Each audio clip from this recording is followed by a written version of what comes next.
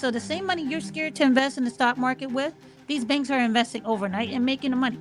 Another subset of clients they can get. They're not doing this out of generosity of their heart. They're doing it. Sometimes you can learn more from professionals like you all, or just like, a YouTube video, than people that actually work for the company, the way we break this stuff down. Okay. Now, I do have a question. Is there a difference between, because I've heard of, of course, the sweep account, but now people have also been talking about some SPAXX account. Is that the same account or no? That's the money market account. So that's the name. So SPAXX that's the money market account ticker symbol, right? Got it. And what they're doing is investing in the treasuries, the overnight repurchase agreements. That's what that is. So that's one of the accounts you get to pick when you open up your cash management account. Yeah, like I said, the sweep account, which is similar to a regular bank account, that's the one paying about 1.5%, right? That's the one you can compare to a 0.01% that Chase would be charging you. And the sweep account is the one that's paying more in the threes. So consider that closer to a high yield savings account. But at the end of the day, your money's sitting there, so you can invest it quickly if you needed to, instead of waiting for your money to come from your other bank and then putting it into your brokerage account to invest. Wow. Okay, good to know. Now, and then I'll start with you, Nadia. In your opinion, why do you think Fidelity is able to even give a higher interest rate than, let's say, a traditional brick and mortar bank, in your opinion? Well, I have my opinions on this, so I will say it. It's not that Fidelity is able to do it more than a traditional bank and brick and mortar. Those brick and mortar banks can do it, right? Maybe not every brick and mortar, because you have to pay some. It requires some maintenance to have all these brick and mortar locations, so their overhead costs are going to be higher. But these banks are loaning out money at like 6.5%, 7%, so they all can afford to pay you more interest.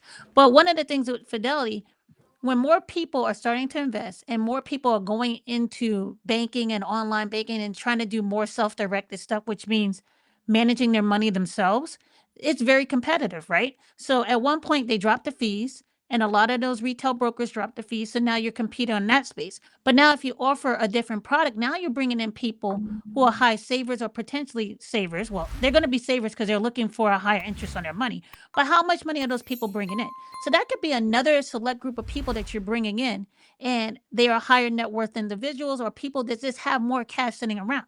So you have more cash sitting around. That allows Fidelity to do more with it also. But it also allows them to try to sell them other products to those people. Because once you open an account and you say you put a large number in there, you're going to get a Fidelity representative to speak to you to see if you want to buy other products. Do you want them to start managing your accounts? Do you want them to start helping you invest? So I think that's one of the incentives they're doing. Hey, let's pay you higher. And now we get a new group of people who are savers who may not have invested before. Now we can start introducing them to our products. So they're not doing this out of generosity of their heart. They're doing it because it's another subset of clients they can get. No, I was saying that's a smart move by them for sure. That for sure. And then of course, Nicole, do you have anything to add to that? No, I totally agree with Nadia. It's a way, maybe it could be a loss for them on those fees, but they're going to make it up on the back end. It's a way to capture market. And at the end of the day, what's great is that us, the consumer, gets to benefit from it. 100%. And that's how it should be, to be honest with you. That's how it should be for sure. All right. If you're looking to increase your credit score, qualify for homeownership, or lower your monthly car payment, we can help you. We can take a look at your credit report and create a custom game plan for you to help you accomplish your credit goals. Scan this QR code or click the link in the description below. Now back to the video. So now I have noticed though, and I think it's because of, I don't want to use the word ignorance because that sounds so bad, but lack of knowledge sounds so much better. Okay. And I think it's more so because of lack of knowledge, where people, they'll hear things like that are so much more traditional: bank account, savings account. But when someone hears the word like brokerage account, they automatically start thinking like stocks or risk or things of that sort. So in your opinion, we'll go ahead and start off with Nicole. A lot of people hear that, but then they get nervous. Is there money invested in the stock market in any way just with that particular account? Because I know that's separate from them having the actual brokerage account with Fidelity, correct? Yeah. So it's not invested in the stock market, right? So, and when people say brokerage account, I've met a lot of people who have decided to open up a brokerage account, but then they don't take the second step, which is to invest in the stock market. So because of that, if you have a brokerage account and you're not taking that second step to invest in the stock market, you're just using that brokerage account as a bank account. and you're only going to get what you're probably getting on a sweep account. You see? So don't be scared with the term brokerage account. Just use it if you want this cash management account. Like I said, the only portion that might be up for a little bit of risk, and it's probably the most conservative investments that you can get out there, is the SPAXX, which is their money market account. But you're not investing in any single stock companies. You're not investing in any funds except for the money market fund, which is just government securities. So it's not the same thing, but it is housed in a brokerage company. Fidelity is a brokerage company, and they do have the ability to open up an investment account for you and you can start investing there, which a lot of people have their retirement accounts, their 401ks, their job 401ks or IRAs are already at Fidelity. So it actually makes it more convenient if you want to open up another account with Fidelity so that you can start investing on your own. So it should not be seen as a negative, but yeah, your money is not at risk by putting it in the cash management account. And you can definitely make it sure it's not at risk by choosing the sweep account option. Yeah. I had a quick statement there. Yeah. I want to let people know we don't work for Fidelity, right? Our job is to tell people there's these things out there. But I want people to understand the same people who are nervous about their money being invested in the stock market. What do you think these banks are doing every night with your money? They are investing them in the stock market and then giving you pennies on the dollars or whatever they're making. So because you're scared, guess what? Every bank and every brokerage account, they're investing your money in the stock market in these money market kinds of securities, and then they're paying you the interest. That's how they pay you the interest. The interest doesn't come from anywhere.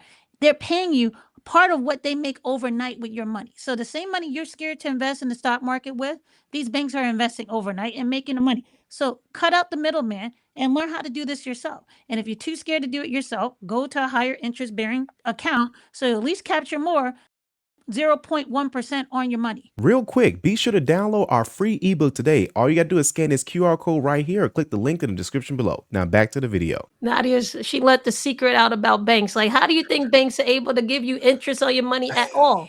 You're lending that money, that bank your money, and on the back end, they're making the deals and trades, and then they're paying you pennies on the dollar. So Nadia is right with that. 100%. No, listen, again, and this is why we have to have these types of conversations. Because it gets people thinking like, man, how are banks able to do what they're able to do? And at the end of the day, you're thinking it's something special when in reality, again, it's just moving everybody's money around, and your money is a part of that. So again, another great explanation, for people to understand it better. Okay. So now, let's say, for example, we obviously know this could be a great replacement or, another option for people for, a checking account. Okay. But outside of that, let's say, for example, is there a way where people may say, you know what, this would be good for checkings and savings? So Nadia, what do you think about that? Is this something that could replace both of those? It could, because you can use it to write checks. But if you're looking for it to make savings, you just understand how much you want to put away for savings every month and then decide what portion of that you want to start investing, right? So you can use it as savings too. And also, I think it captures your dividend payments too. So you can see what they're accumulating in that account. So you don't have to touch all the money in an account, but you have the ability to write checks too. Yeah, I mean, when it comes to savings, some people could use it as a way to save their emergency savings, right? Because you can separate that money from where you normally use your day-to-day spending. True. Because if everything is in one pot, you're very easily to spend it. But if you say right away, because you can do direct deposit, and you can also say, I want to transfer this amount of money on a consistent basis. If you want to save money in another account that's not in your line of sight, that you can see it and you spend it, then you can use this as a savings account because you are getting over 3%. Now, would I say it's better than a high yield savings account at that point? No, not really. But if you want the option to then, after you hit your emergency savings, to continue saving for a longer term period, then it makes it easier because then you can just put it right into an investment account. Absolutely. Because the money's already there. It's an easier situation for sure. Yeah. Great idea. Love that. Love that. And so obviously we've been talking about, the pros about having this type of account. And guys, again, we do not work for Fidelity. This is just, again, one of those great options to consider. But next time we bring the wealth trends back, and by the way, let us know if you all want us to bring them back. We'll most definitely talk about other ways that you guys should be, growing your money, as well. We're not done yet. Just want to make sure we're clear on that. All right. But we talked about the pros about this. So now, and I'll go ahead and start with Nicole on this one. So now, what are some, I would say, not necessarily disadvantages, but what are some downsides of having your money in a Fidelity cash management account? I mean, I think the only one really is the fact that you can't deposit cash, like actual greenbacks, into there. Two, that you could get a higher yield on some high yield savings account if your goal is to get the most yield by keeping your money in one place. There are high yielding savings accounts that you can do that actually at online banks, not really brick and mortar banks are not giving you that. And I think also having a regular relationship with the brick and mortar bank might make it easier for you to get a loan from that bank. So those are the only disadvantages I would say that I can see off the top of my head, because other than that, I don't see that much negatives for this account. I'm sorry. And then Nadia, anything to add to that? I guess the only other negative I would add is that people think they open up this account and they're actually investing, and you're not.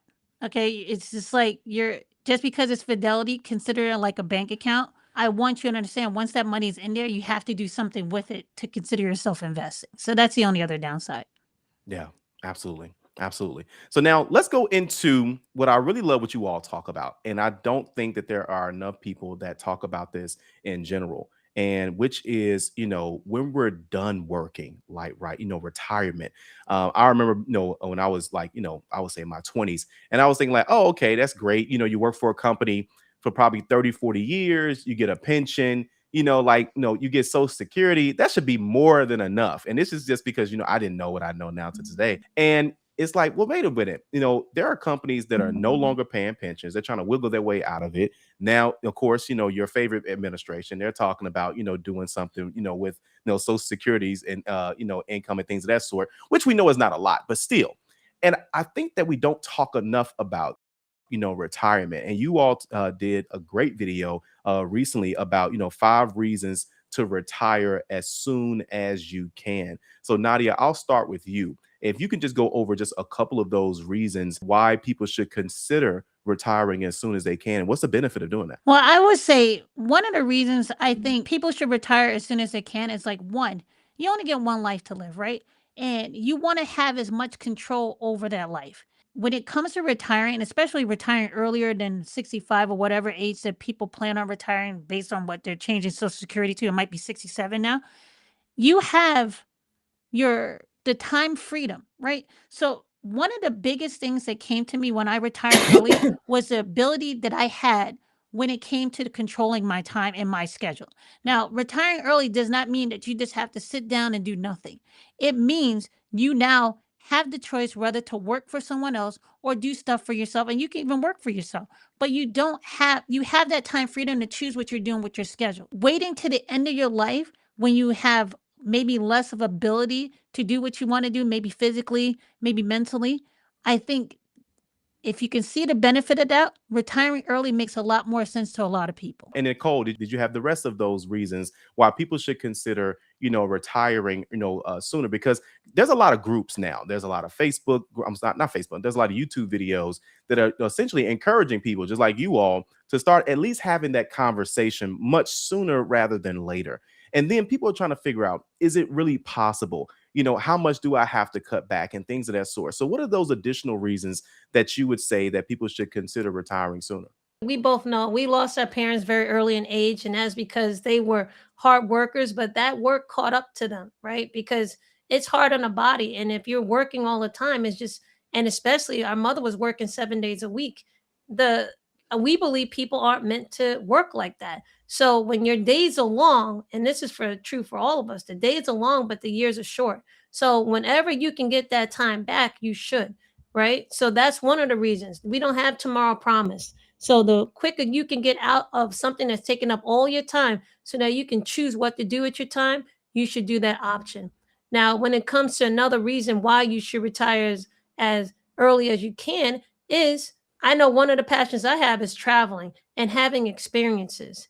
And you can't have those experiences the way you want most likely, the older you get, because we have something called a healthy age expectancy. And that they've actually, calculated is around 63 years old, which is under what people think is retirement age, which is 65, which I have to say, there's no rule that says you have to retire at 65. Okay. Mhm. That's right. That was when they decided to give you Social Security.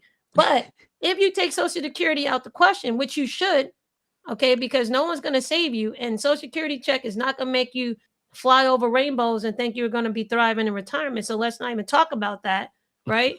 You don't have to wait to the age of 65. And if 63 is a healthy age expectancy and you want to enjoy your traveling and those golden years, then you need to get some years back and you need to do more traveling before you turn 63. Because after 63, if you're not taking care of yourself, if you're working those long hours and you're always stressing to get to work, your body's going to start breaking down, maybe physically, mentally, maybe both. And you're not going to enjoy those trips, or you might be bringing a walker with you, a scooter with you, and not enjoying all the things that you could do. And holding up the elevator on the cruise ships. For real. No, but I will also add is that even if you don't retire, you don't want to retire and you like your job, put yourself in a place that you're prepared in case something does happen and they make you retire early. Okay. Yeah. I've seen this happen to a lot of people. There's layoffs. It's a lot harder to get a job when you're in your late 50s, your early 60s, or 70s, right? So put yourself in a place financially where you're in control. If you choose to want to keep working there, you can keep working there, but they're not the ones holding the purse strings on you. Okay. You have that control over your life. When you are relying on a paycheck and think you're going to go in there every day in and day out over years, you're going to become comfortable and you're going to be dependent on that job. Yep. Okay. Not that job is not guaranteed. That company may not even be guaranteed. So give yourself as just as extra insurance. Put yourself in a place that if you chose to retire early, you could, but you can still keep working. That's just a responsibility you should have to yourself. We Yeah. saw that with Dodge, right? Yep. Many people got instant retirements working for the government, which is one of the Mm. safest jobs you can get. And they Yep. were very comfortable making great money. And they were put on instant retirement right away. And it's an identity crisis that you go through when something like that happens to you. All right. So, like Nadia said, give yourself some personal power and you help make that decision of when you want to retire rather than someone making that decision for you. Mhm. Absolutely. Absolutely. And listen, this is exactly why we bring the Wealth Twins back every single time to give you all, the conversation that we need to have, for sure. Because a lot of people don't know what to do with their money. People talk about making money and spending it. And, you got to go get this purse. You got to get this situation. You got to go do. And don't get me wrong. Because listen, I'm a firm believer that some of these things are made for people that do good in life, and not just by money, but we work hard and things of that sort. And I'm not saying don't have those goals, but the problem is don't stop there. You need your money working for you just as hard as you work for it. All right. But again, if you all want to see more conversations like this, especially from the Wealth Twins themselves, Nicole and Nadia, be sure to check out their channel because they talk about this stuff all the time. But before we get out of here, is there anything that you all want to leave with the audience before we wrap up today? Nadia, I'll start with you. Is there anything you want to give to the audience? You have more control over your finances than you think. Even if you're in debt right now, you have some kind of power to change your circumstances, right? And it don't think it's going to happen overnight, but consistency and putting the right practices in place will put you in a different place 2 years from now, a year from now, or even 6 months from now than where you are now. So understand it's not hopeless. Even if you feel like you're starting late, as long as you have the mindset of I can change this, you can change it. Don't think that you're giving up and this is what it is. You have the ability to change your finances one step at a time. That's Yeah. right.